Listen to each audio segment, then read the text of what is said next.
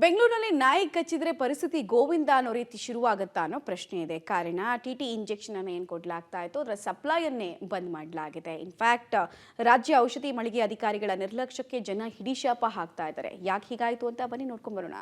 ರಾಜಧಾನಿಯಲ್ಲಿ TT injection ಪೂರೈಕೆ ಸ್ಥಗಿತ. ನಾಯಿ ಕಡಿತದ ಚಿಕಿತ್ಸೆಗೆ ಸಿಗ್ತಿಲ್ಲ ಟಿಟಿ ಇಂಜೆಕ್ಷನ್. ಮೆಡಿಸಿನ್ ಪೂರೈಕೆಯಲ್ಲಿ ಕೆಎಸ್ಎಂಎಸ್ಸಿಎಲ್ ನಿರ್ಲಕ್ಷ್ಯ. ಸಿಲಿಕಾನ್ ಸಿಟಿ ಬೆಂಗಳೂರಿನಲ್ಲಿ ನಾಯಿ ಕಡಿತಕ್ಕೆ ನೀಡುವ ಟಿಟಿ ಇಂಜೆಕ್ಷನ್ ಪೂರೈಕೆಯಲ್ಲಿ ಸ್ಥಗಿತವಾಗಿದೆ.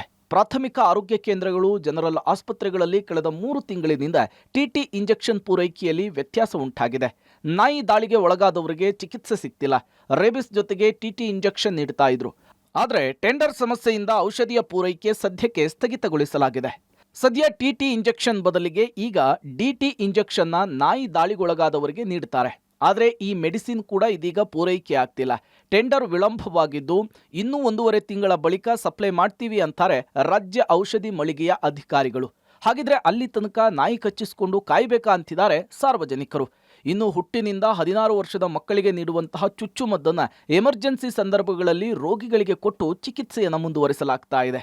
ನಾಯಿ ಕಡಿತಕ್ಕೆ ಒಳಗಾಗಿರುವಂತಹ ರೋಗಿಗಳಿಗೆ ಕೊಡುವಂತಹ ಟಿಟಿ ಇಂಜೆಕ್ಷನ್ಗಳ ಕೊರತೆ ಉಂಟಾಗಿದೆ. ಸದ್ಯ ರಾಜ್ಯ ಔಷಧಿ ಮಳಿಗೆಯ ಬಳಿ ಇದ್ದೇನೆ.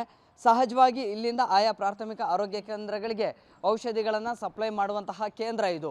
ಸೊ ಪ್ರಮುಖವಾಗಿ ಈ ಒಂದು ನಾಯಿ ದಾಳಿಗೆ ಒಳಗಾಗಿರುವಂತಹ ರೋಗಿಗಳಿಗೆ ರೇಬಿಸ್ ಇಂಜೆಕ್ಷನ್ನ ಬದಲಿ ಅದರ ಜೊತೆಗೆ ಈ ಒಂದು ಟಿ ಟಿ ಇಂಜೆಕ್ಷನನ್ನು ಕೂಡ ನೀಡಬೇಕಾಗುತ್ತೆ. ಆ ಟಿ ಟಿ ಇಂಜೆಕ್ಷನ್ನ ಕೊರತೆ ಉಂಟಾಗಿದೆ. ಆ ಟಿ ಟಿ ಇಂಜೆಕ್ಷನ್ನ ಬದಲಿಗೆ ಈಗ ಹೊಸದಾಗಿ ಡಿ ಟಿ ಇಂಜೆಕ್ಷನನ್ನು ನೀಡಲಾಗುತ್ತೆ. ಆದರೆ ಅದರ ಪೂರೈಕೆಯಲ್ಲಿ ಕೂಡ ವ್ಯತ್ಯಯ ಉಂಟಾಗಿದೆ. ಕಳೆದ 3 ತಿಂಗಳಿಂದ ಕೂಡ ಡಿ ಟಿ ಇಂಜೆಕ್ಷನ್ ಸಪ್ಲೈ ಆಗ್ತಾ ಇಲ್ಲ. ಸೊ ಆ ಕಾರಣಕ್ಕಾಗಿ ನಾಯಿ ದಾಳಿಗೆ ಒಳಗಾಗಿರುವಂತಹ ರೋಗಿಗಳು ಈ ಒಂದು ಮೆಡಿಸಿನ್ ಸಿಗದೆ ಪರದಾಡುವಂತಹ ಸ್ಥಿತಿ ಕೂಡ ನಿರ್ಮಾಣ ಆಗಿದೆ. ಅದರ ಜೊತೆಗೆ AEFI ಕಿಟ್ಗಳು ಕೂಡ ಪ್ರಾಥಮಿಕ ಆರೋಗ್ಯ ಕೇಂದ್ರಗಳಿಗೆ ಜೊತೆಗೆ ಜನರಲ್ ಹಾಸ್ಪಿಟಲ್ಗಳಿಗೆ ಸಪ್ಲೈ ಆಗ್ತಾ ಇಲ್ಲ. AEFI ಕಿಟ್ ಅಂತಂದರೆ ಅಡ್ವಾನ್ಸ್ ಈವೆಂಟ್ ಫಾಲೋಯಿಂಗ್ ಇಮ್ಯುನೈಸೇಷನ್ ಅನ್ನುವಂಥದ್ದು. ಸೊ ಇದು ಮೆಡಿಸಿನ್ಗಳಿಂದ ಬೇರೆ ಮೆಡಿಸಿನ್ಗಳಿಂದ ಏನಾದರೂ ಸೈಡ್ ಎಫೆಕ್ಟ್ಸ್ ಆದರೆ ಸೊ ಅವುಗಳ ಕಂಟ್ರೋಲ್ಗೆ ಈ ಒಂದು ಎಮರ್ಜೆನ್ಸಿ ಕಿಟ್ ಅಂತ ಹೇಳಿ ಪ್ರತಿ ಹಾಸ್ಪಿಟಲ್ಗಳಿಗೂ ಕೂಡ ಕಳಿಸ್ಕೊಡಲಾಗುತ್ತೆ. ಆದರೆ ಆ ಒಂದು ಕಿಟ್ ಸಪ್ಲೈನಲ್ಲಿ ಕೂಡ ಸಮಸ್ಯೆ ಆಗಿದೆ. ಇಷ್ಟು ದಿನ ನಾಯಿ ಕಡಿತಕ್ಕೆ ರೇಬಿಸ್ ಔಷಧಿ ಶಾರ್ಟೇಜ್ ಇತ್ತು.